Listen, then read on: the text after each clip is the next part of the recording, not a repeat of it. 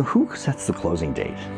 That's a great question. Hi, I'm Jason Cummings with Janelle Title, and it's Fun Fact Friday. So who does set the closing date? Well, it's actually an agreement of the parties, the buyer and the seller.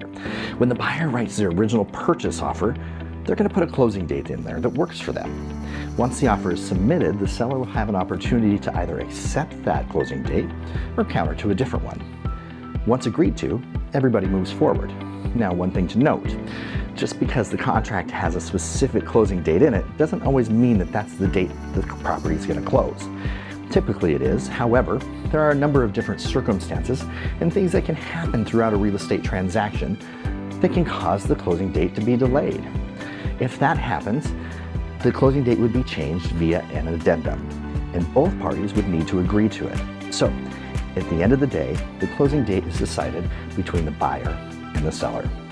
If you have more title questions, we want to answer them. Send them to us. And for more title tips and tricks, be sure to follow us.